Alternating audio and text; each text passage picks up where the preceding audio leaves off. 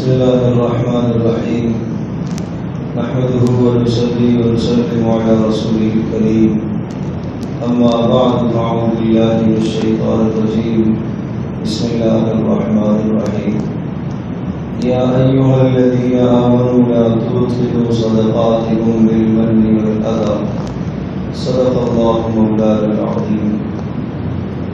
اللہ تبارک و تعالی جب نیک اعمال کرنے کی توفیق عطا فرماتا ہے تو یہ اللہ تبارک و تعالی کا محض بندے پر احسان اور اس کا فضل اور کرم ہوتا ہے. اور ان نیک اعمال میں سے جب اللہ پاک اپنے بندے کو اپنی راہ میں صدقہ اور زکات ادا کرنے کی توفیق عطا فرماتا ہے تو اللہ تبارک و تعالی اس نیک عمل کے ذریعے سے اپنے بندے کو جہنم سے آزاد کرتا ہے. صدقات کے ذریعے سے اللہ تبارک و تعالی بندے کے لیے جہنم سے خلاصی کا ذریعہ بناتا ہے اور صدقات کے ذریعے سے انسان کے مال کو پاکیزگی نصیب ہوتی ہے. لیکن یہ بات ذہن نشین فرما دیجیے کہ 3 قسم کے گناہ ایسے ہیں کہ جن سے انسان کے صدقات ضائع ہو جاتے ہیں. اللہ کی راہ میں دیے ہوئے صدقے یا اللہ کی راہ میں دی ہوئی زکات اسی طرح سے اور اعمال وہ برباد ہو جاتے ہیں 3 قسم کے گناہوں سے. لہذا ان 3 گناہوں سے اپنے آپ کو بچایا جائے. نمبر 1، صدقہ دے کر، زکات کا مال دے کر احسان دکھانا. فقیر کو مال دیا اور اس کے بعد اس پر احسان ظاہر کیا کہ میں نے تیرے ساتھ ایسا کیا، میں نے تجھے اتنا مال دیا.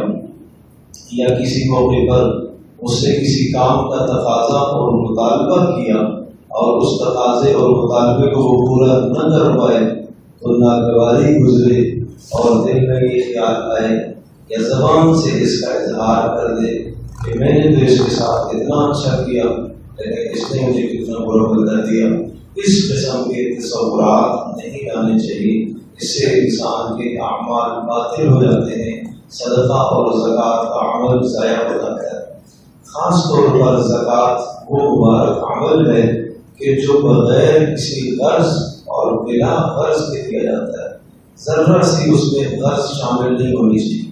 کسی فقیر سے کوئی غرض ہے کہ اس کو میں صدقہ دوں گا اور اس کو زکات کا پیسہ دوں گا، یہ میرے پاس کام کرنے میں ٹکا رہے گا، جمع رہے گا. اسے بھی معلوم ہے کہ مجھے سالانہ یہاں سے بونس ملنا ہے اور وہ بھی آپ کے پاس کام کر رہا اور آپ بھی اس کو دے رہے اس لیے کہ چلو اس کو دے دیتا ہوں، ہے تو حاجت مند ہے، ضرورت مند ہے، مستحق بھی ہے، لیکن غرض یہ ہے کہ اس کو دوں گا یہ میرے پاس کام میں جمع رہے گا. یہ غرض فاسد ہے. اس غرض کو بیچ میں نہ لایا جائے. زکات کا مال، صدقے کا مال محض اللہ کی رضا کے لیے دیا جاتا ہے، اس میں کوئی غرض نہیں ہونی چاہیے. دوسرا جو گناہ ہے جس سے انسان کے اعمال اور صدقات اور زکات ضائع ہو جاتے ہیں وہ ہے تکلیف دینا. کسی شخص کو مال دیا فقیر کو اور مال دینے کے بعد اسے تکلیف دی، اور تکلیف دینے کا مطلب یہ ہے کہ اس کے ہاتھ میں مال دے کر ایسا چہرے کا تاثر ظاہر کیا جس سے اس کو ناگواری ہو. تو بسا اوقات آدمی کسی حاجت مند اور ضرورت مند کو مانگنے پر بار بار اصرار پر مال دیتا ہے اور اس کے بعد چہرے پر ناگواری کا اظہار بھی کر رہا ہے یا زبان سے ایسا جملہ بولتا ہے کہ تم تو مانگنے والے ہو، تم تو ایسے ہو، میں یہ نہیں کرتا. اس قسم کی چیزیں آدمی نہ کرے. ایسا جملہ زبان سے بولا جس سے اس کو تکلیف ہوئی اور اذیت ہوئی تو اس سے آپ کا دیا ہوا صدقہ اس پر کوئی ثواب نہیں ملے گا، اجر اس کا باطل ہو گیا. اس بات کا خیال رکھا جائے. ارشاد فرمایا قول معروف خیر من صدقۃ یتبعها اذی، کہ آپ سے حاجت مند اور فقیر نے کوئی مال مانگا ہے اور آپ نے اس کو نہ دینے کا ارادہ کیا ہے کہ آپ کے پاس نہیں ہے یا آپ نہیں دینا چاہتے، تو ارشاد فرمایا کہ صاف ستھری بات کہہ دینا یہ زیادہ بہتر ہے اس صدقے سے کہ جو صدقہ دے کر آپ نے اس کو طنز کیا ہے. یہ بہت بدترین عمل ہے جس سے آپ کا صدقہ ضائع ہو جاتا ہے. اور تیسرا وہ گناہ جس سے انسان کا صدقہ برباد ہو جاتا ہے وہ ہے ریاکاری، اعمال میں دکھلاوا۔ اگر کوئی آدمی اس نیت سے اور اس فاسد خیال سے مال خرچ کرتا ہے کہ لوگ مجھے غنی کہیں، لوگ مجھے مالدار کہیں، لوگ صاحب ثروت اور صاحب خیر کہیں، تو بس یہ خیال اگر دل میں آیا ہے اور اس خیال کو مسلسل اندر لیے بیٹھا ہے اور جمائے ہوئی ہے اور اس قسم کا فاسد خیال دل میں جم گیا اور اس کے مطابق عمل بھی کر رہا ہے، تو اس سے انسان کا صدقہ باطل ہو جاتا ہے۔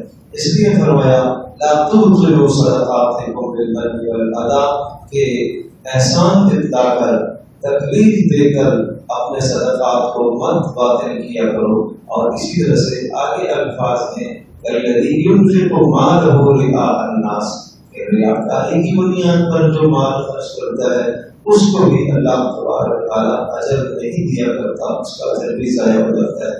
اور در حقیقت فقیر کو جب ہم مال دے رہے ہیں تو اس پر ہم احسان نہیں کر رہے، وہ ہمارے اوپر احسان کر رہا کہ وہ ہمارے مال کو قبول کر رہا ہے۔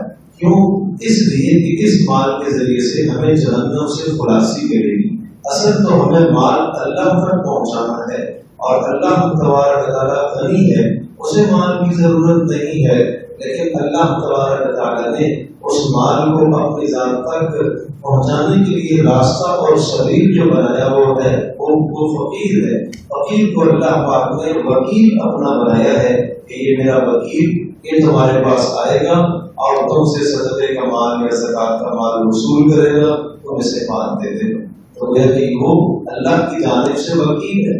یہ ایسا ہی ہے کہ جیسا کہ آپ نے کسی شخص سے کہا یہ میرے پیسے لو اور فلاں آدمی تک پہنچا کر آ جاؤ، اب اس کا احسان ہے کہ وہ آپ کا وکیل بن کر آپ کے پیسے آگے پہنچا دے۔ اسی طرح سے اس وکیل نے آپ پر احسان کیا کہ آپ کا مال لے کر اپنے اوپر خرچ کیا، جس سے وہ اللہ کے پاس پہنچا اور وہ مال آخرت میں آپ کے لیے ذخیرہ بن گیا۔ اس لیے اس بات کا اپنی خاص خیال رکھے کہ میں اس پر احسان نہیں کر رہا، وہ ہمارے اوپر احسان کر رہا۔ اور اسی طرح سے ہمیشہ وہ مال اللہ پاک کے یہاں قبول ہوتا ہے جو صاف ستھرے مال سے دیا جائے، حرام مال سے زکات، حرام مال سے صدقہ قبول نہیں ہوتا۔ ان تمام باتوں کا خیال رکھا جائے۔ اللہ تبارک تعالیٰ سبھی